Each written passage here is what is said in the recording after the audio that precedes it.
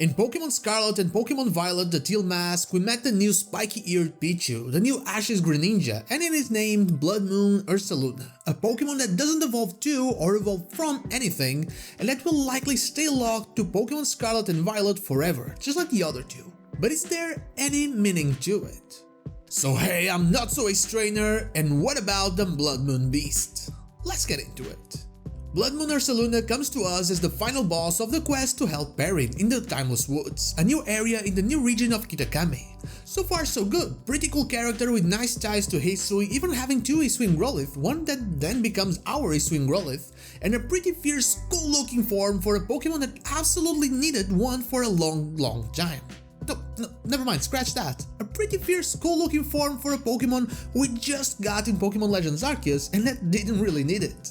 Ursaluna was already an extra evolution for an old Pokemon, and absolutely a Pokemon we didn't expect to get anything so soon, if ever. But it does fit with Dripling being a new Applin evolution and Arcaludon being Duraludon's new evolution as well. Very recent Pokemon getting new stuff. But this one is special. This one is a crazy single Pokemon. There's no other BLOODMOON Ursaluna, no other BLOODMOON Beast. It's just this one we got. And Ursaluna was already a special Pokemon in its own right, even being part of the noble Pokemon that were worshipped as descendants of the ancient heroes team from long ago. But why did this one end up in Kitakami? From my last video, you know I believe that Kitakami is in between Sinnoh and Johto, with Sinjo somewhere around there as well, and you can check that video out to know exactly why I think that and what that could imply. But with that in mind, it would mean that Ursaluna likely came from the sea close to the Crimson Mirelands. That area nowadays isn't a widely inhabited area, with it still having the Great Marsh and the only city around there being Pastoria City, with the only town being Floroma Town. At least from my understanding of the strange ways the Hisui and Sinnoh maps align and, well, don't align. So it doesn't look as if that particular Ursaluna ran away because of civilization, so I have to assume that it was simply caught in the sea current and drifted to Kitakami. Still, the BLOODMOON part is the interesting one. What was happening in Kitakami that made it be their way?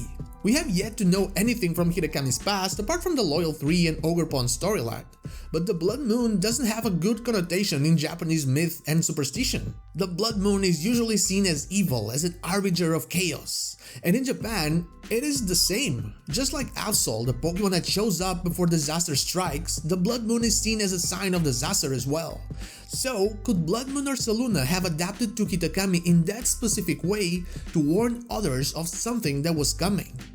If that is the case, and just like I mentioned in my last video, I wouldn't be surprised to see Kitakami being revisited in a future Legends game where Sinjo is a bit of a focus. Just like in Legends Arceus, some disaster would be happening and we would help put an end to it.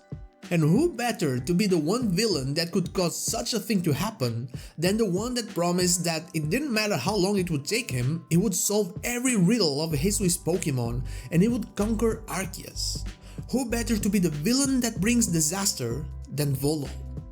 And that is all I have for you today. A bit of a short one on the BLOODMOON Beast, but come on, I had to do something for this pretty cool Pokemon. But what about you? Why do you think it left Hisui? Let me know in the comments down below. And now, like the video if you like it, dislike if you don't, and don't forget to subscribe to the channel for more Pokemon content and also ring the bell so you know when the next video is out. You can follow me on social media and Twitch. I stream there Wednesday to Sunday, not Saturday, or join our Discord. All the links are in the description. Thank you so much for watching, and I'll see you all on the next one.